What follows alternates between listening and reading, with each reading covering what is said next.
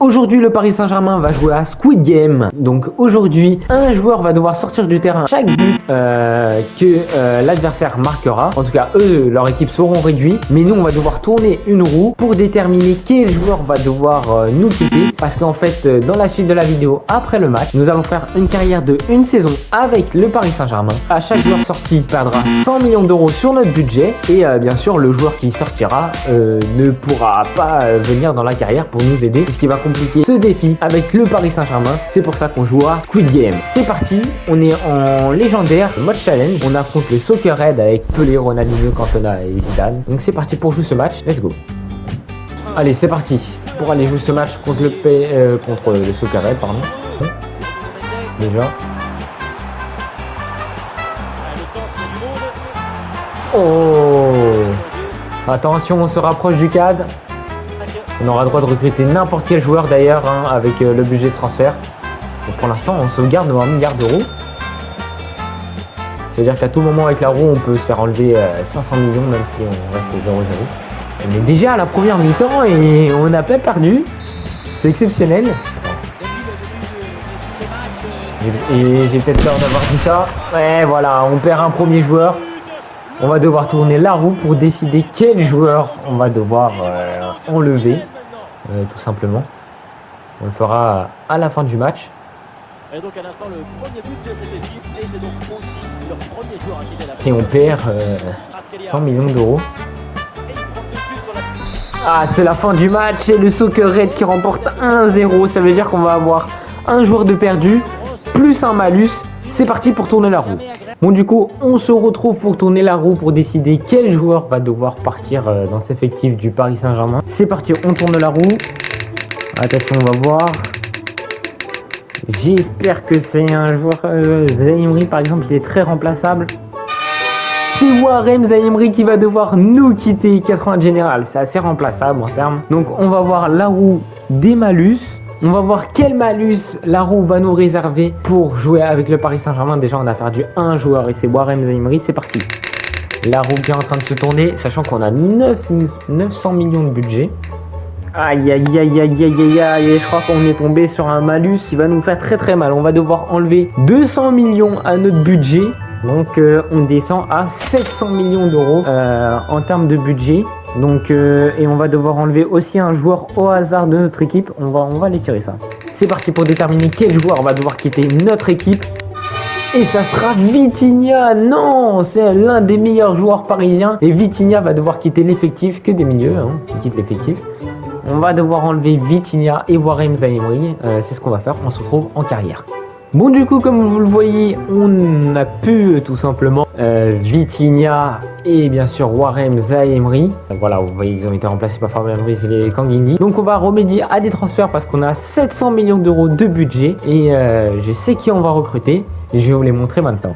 Alors en termes du transfert, ça va être du très très lourd. On a 5 joueurs pour les transferts. Déjà pour remplacer le milieu de terrain, nous avons Nicolo Barella, 87 de général, et Bernardo Silva, 86 de général, des joueurs de très grande classe internationale. Et pour combler un peu la défense, puisque j'ai vu que Pacho n'était qu'à 81, je vais ramener William Saliba qui a 87 de général. En attaque, pour apporter plus d'offensive à la place d'Ousmane Dembélé, on va ramener Rodrigo, 23 ans, 86 de général. Et bien sûr, je ne pouvais pas pour ramener la Ligue des Champions, il fallait bien un joueur qui aime tant ce club, Kylian Mbappé. On va le ramener au Paris Saint-Germain parce qu'ils font un BU et Kylian s'est formé au Real Madrid en tant que buteur, donc on va le ramener au PSG. Voilà l'équipe du Paris Saint-Germain après le recrutement. Donc voilà, il y a eu quelques changements. Du coup, Virgil van Dijk a intégré notre équipe et Mohamed Salah. Voilà, c'est les seuls joueurs qui ont changé. Sinon, les autres sont bien présents. Ça nous fait une belle petite équipe du Paris Saint-Germain. On va essayer d'aller remporter la Ligue des Champions cette saison. On va aller voir combien de budget il nous restait. En tout cas, 120 millions de budget.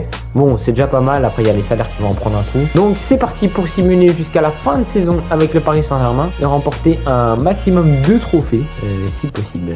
Bon, on se retrouve à la fin de saison avec le Paris Saint-Germain et on termine sans surprise premier de la Ligue 1 avec que 2 défaites et 88 points, 28 victoires et on a planté 82 buts. En trophée des champions, on remporte 2 buts à 0 contre Monaco. En Coupe de France, on remporte la Coupe de France 2 buts à 1 contre Montpellier après un bon parcours. Okay, on a géré. Ça nous fait déjà 3 trophées. Avec le Paris Saint-Germain en Super Coupe de l'UEFA, on l'a pas joué. En Ligue des Champions, alors on avait terminé 9ème, ok, c'est bien. On se qualifie du coup pour... Pourquoi on est en playoff si on termine 9ème? Ok, bon bah on est en playoff et on bat le RB Leipzig 2-1. En 8ème de finale, on a affronté Manchester City et on les bat 3-2, ok. Et en quart de finale, on bat l'Atlético Madrid 4-3. Du coup on se rapproche, on est en demi-finale et on bat le Real Madrid 2-1. On va affronter en finale l'Inter Milan. Bon c'est parti, avant de regarder les stats des joueurs, voir ce que va faire le Paris Saint-Germain, vont peut-être remporter leur 4ème trophée. C'est parti, simulation rapide. Et victoire du Paris Saint-Germain qui remporte la Ligue des Champions. C'est exceptionnel hein, cette carrière. Hop, ça fait un trophée de plus pour le Paris Saint-Germain. On va aller voir les stats des joueurs. Alors en termes de stats de joueurs, Kylian Mbappé termine avec 32 buts et 14 passes décisives. Il est le meilleur joueur de cette saison. Il a bien planté hein, Kylian, hein. C'est exceptionnel pour son retour au Paris Saint-Germain.